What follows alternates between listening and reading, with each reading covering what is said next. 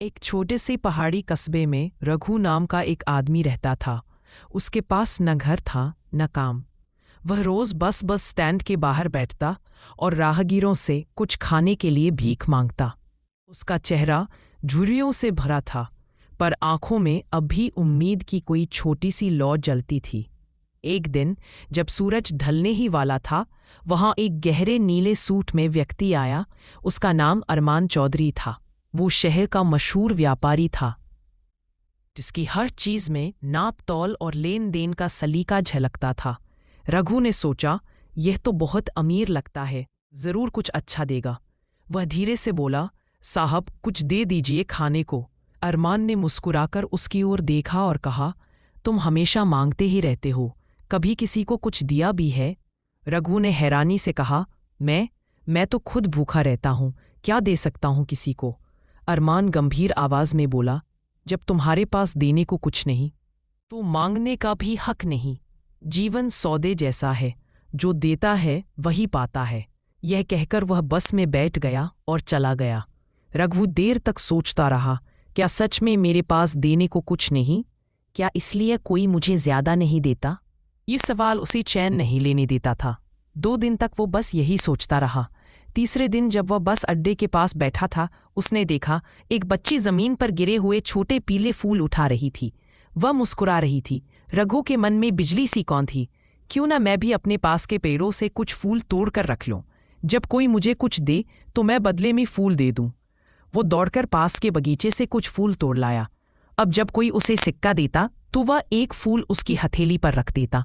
लोग चौंकते, मुस्कुराते और फिर उसे और सिक्के देने लगते। धीरे धीरे रघु के आसपास भीड़ लगने लगी। लोग कहते, ये वही फूल वाला भिखारी है जो भीख के बदले खुशबू देता है। दिन बीतते गए और उसका छोटा सा लेन देन शहर की बात बन गया। एक शाम वही नीले सूट वाला अरमान फिर से उसी बस स्टैंड पर उतरा। रघु ने उसे पहचान लिया।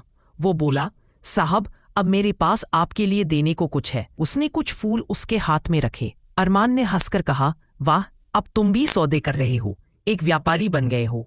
यह सुनकर रघु की आंखें चमक उठी।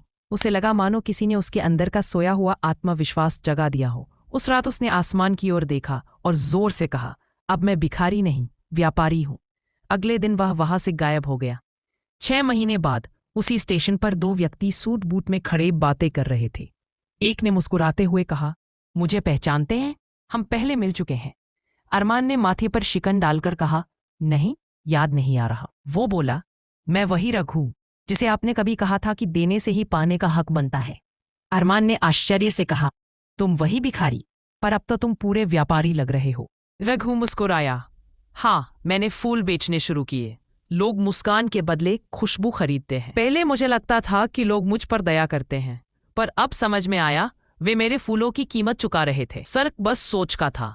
मैं खुद को भिखारी मानता था। अरमान ने कहा, तुमने जीवन का असली व्यापार सीख लिया, देना ही पाना है। दोनों ने हाथ मिलाया। रघु ने कहा, धन्यवाद, आपने मुझे भीख से बिजनेस तक की राह दिखाई। और हवा में फूलों की खुशबू फैल गई, बिल्कुल उस मुस्कान की तरह जो एक दिन किसी ने उसे दी थी। अगर तुम दुनिया से कुछ लेना चाहते हो तो पहले कुछ देना सीखो, क्योंकि सच्ची दौलत सिक्कों में नहीं, सोच में होती है।